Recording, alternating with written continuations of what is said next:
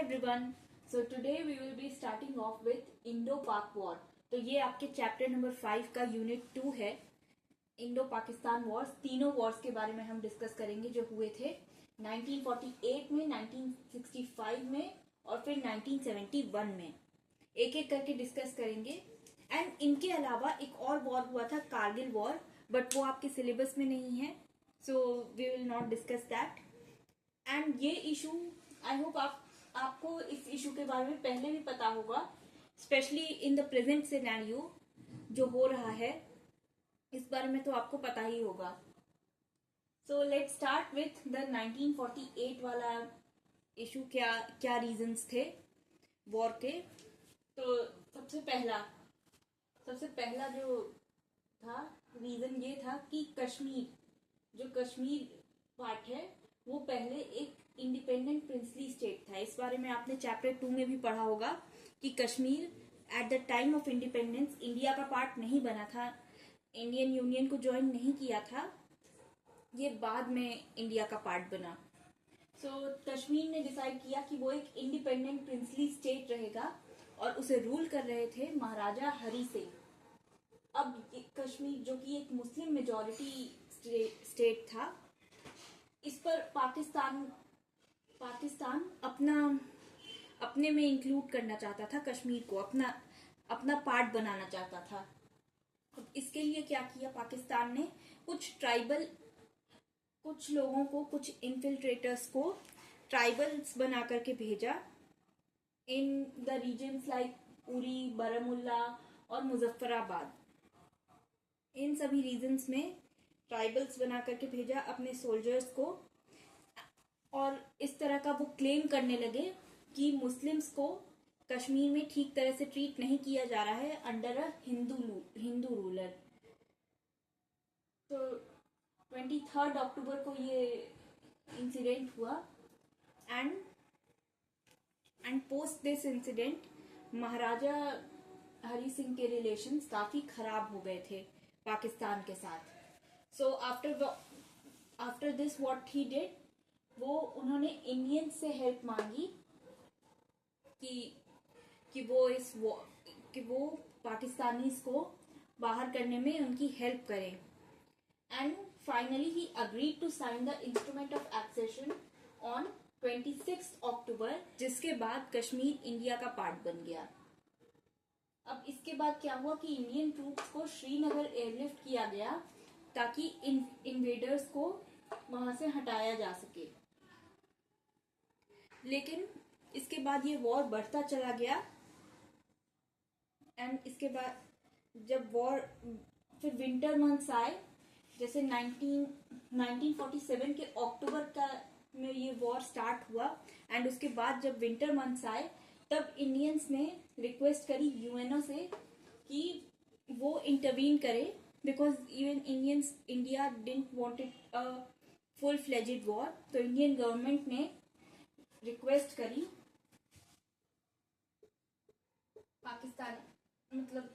पाकिस्तान और इनके बीच एक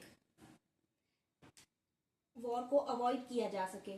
एंड पाकिस्तान का सजेशन था कि प्लेबिसाइड कंडक्ट किया जाए जिससे कि कश्मीर का फ्यूचर डिसाइड हो.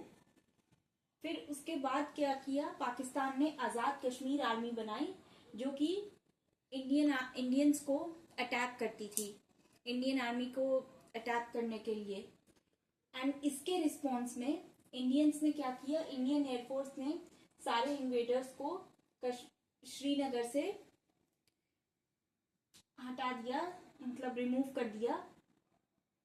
एंड फाइनली इसके बाद, इतने बड़े वॉर के बाद, फाइनली यूएन ने सीज फायर अरेंज करी. अब इस सीज फायर का क्या इम्पैक्ट पड़ा, एंड ये लगभग दिसंबर 1948 में हुआ ये सब. एंड उसके बाद सीज फायर अरेंज करी गई. एंड 1949 के जनवरी में सीज फायर इफेक्ट में आई, मतलब इट केम इनटू इफेक्ट, वो लागू कर दी गई. अब इसका मेन प्रोविजन था कि पाकिस्तान को अपने जो इन्वेडर्स थे उन्हें विड्रॉ करना होगा इसके बाद एक प्लेबिसाइड भी कंडक्ट करी गई उस रीजन में, एंड बट फाइनली इस सीज फायर से कुछ हेल्प नहीं हुई, बिकॉज इसे वायोलेट कर दिया गया था इन द 1965 वाला war. So now we will talk about the 1965 war.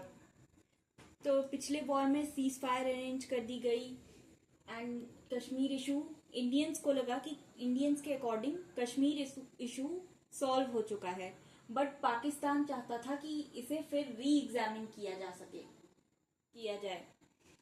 And इसके बाद शेख अब्दुल्ला, जो कि फॉर्मर प्राइम मिनिस्टर रह चुके हैं जम्मू कश्मीर के, वो ऐसा होने लगा कि he started supporting Pakistan. He was मतलब वो काफी ज्यादा अनरेस्ट क्रिएट कर रहे थे कश्मीर में.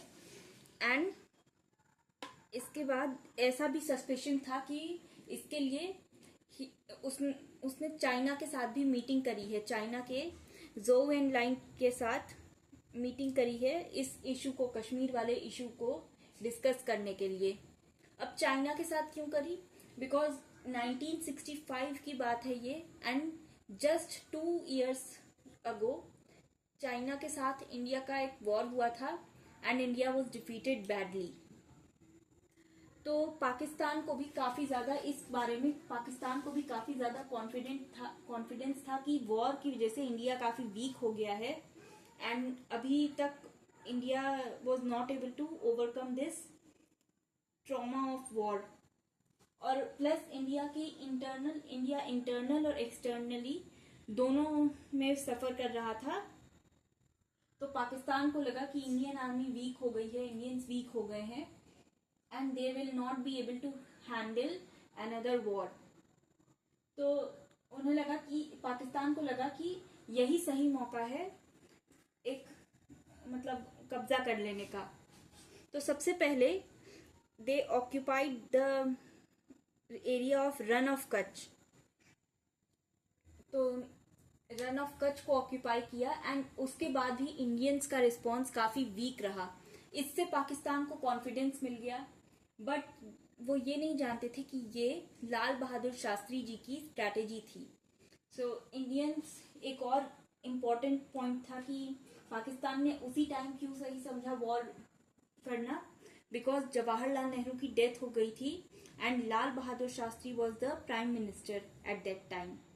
तो उन्हें लगा कि इंडिया ने एक काफी स्ट्रॉन्ग लीडर को खोया है, सो अब वो वॉर को हैंडल नहीं कर पाएगा.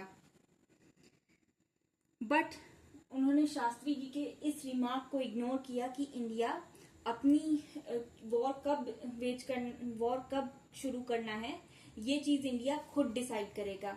ये बात शास्त्री जी ने कही थी, बट पाकिस्तान ने उस चीज को सीरियसली नहीं लिया एंड यही एक गलती हो गई उन लोगों से. बिकॉज उसके बाद जब पाकिस्तान ने इन्फिल्ट्रेटर्स भेजे फिर से कश्मीर वैली में, इस बार शास्त्री जी और उनकी आर्मी ने रिएक्ट किया. आर्मी को ऑर्डर किया कि सीज फायर लाइन को क्रॉस करके इन्फिल्ट्रेटर्स को रोक दिया जाए इन्फिल्ट्रेटर्स को. एंड जो भी स्ट्रैटेजिक पोजीशंस हैं जैसे कि कारगिल, उरी, जहां पर भी पाकिस्तान अपने इन्फिल्ट्रेटर्स भेज सकता है, उन सारे एरियाज को प्रोटेक्ट किया जाए, कश्मीर को प्रोटेक्ट किया जाए.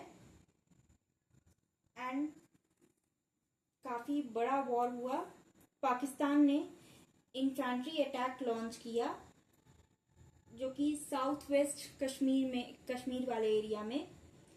एंड इसकी वजह से इंडिया की रोड लिंक, कश्मीर और इंडिया के बीच जो रोड लिंक थी वो हार्म हो रही थी, उस पर थ्रेट आ रहा था.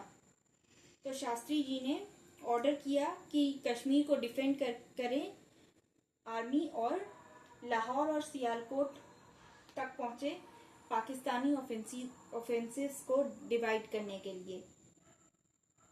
अब इसी बीच यूएसए और यूके ने अपने सप्लाईज कट ऑफ कर लिए दोनों कंट्रीज के को।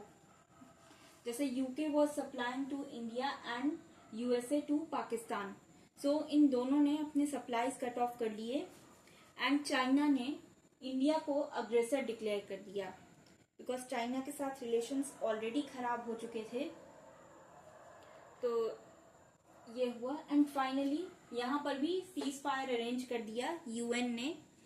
यूएन के इंटरवेंशन से सीज फायर अरेंज किया गया 23 सितंबर 1965 को।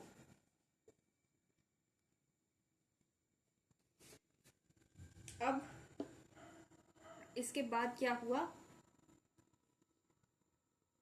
कि ताशकेंत अग्रीमेंट लाल बहादुर शास्त्री जी ने और पाकिस्तान के प्राइम मिनिस्टर अयूब खान ने ताशकेंत अग्रीमेंट साइन करा एंड दिस हैपेंड इन 1966। और ताशकेंत वो अग्रीमेंट जब साइन करा बट उसके बाद सडनली ताशकेंत में ही लाल बहादुर शास्त्री जी की डेथ हो गई।